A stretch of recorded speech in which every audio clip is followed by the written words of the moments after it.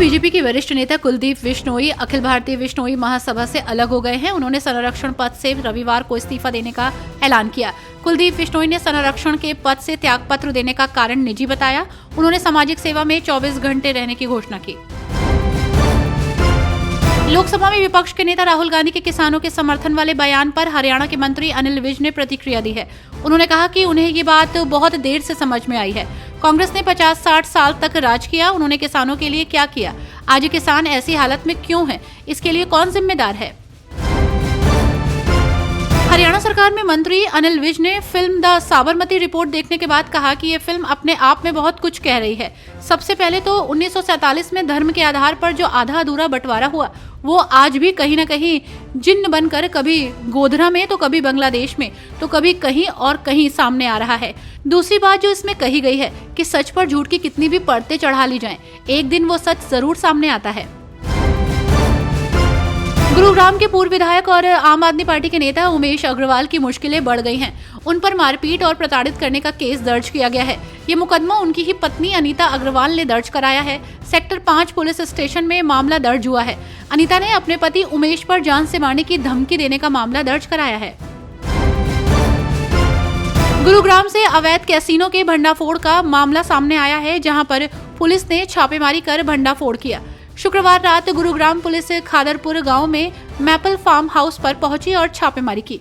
इस दौरान पुलिस ने कैसीनो संचालकों और वहां जुआ खेल रहे लोगों के साथ 40 लोगों को गिरफ्तार किया। पुलिस अधिकारियों ने इस बात की जानकारी दी है।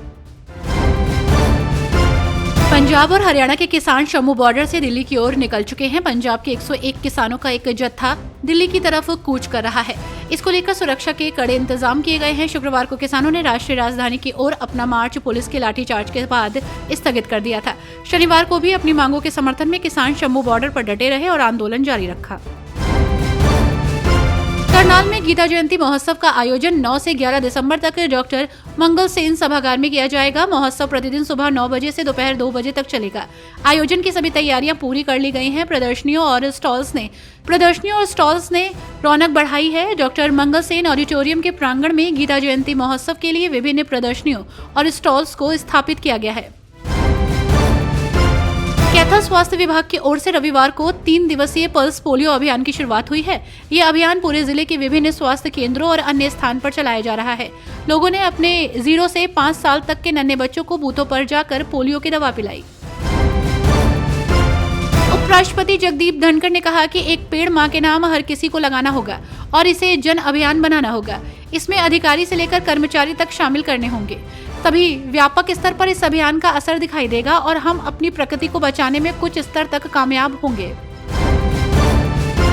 अडगामा के रूप में रविवार को जिले की 8वीं खाप अस्तित्व में आ गई है। फोगाट खाप 19 से जुड़े 8 गांव के लोगों ने रविवार को घसौला में पंचायत कर अडगामा का गठन किया। घसौला पूर्व सरपंच रणबीर सिंह को प्रधान चुना गया और उसके बाद अन्य पदाधिकारी चुने गए।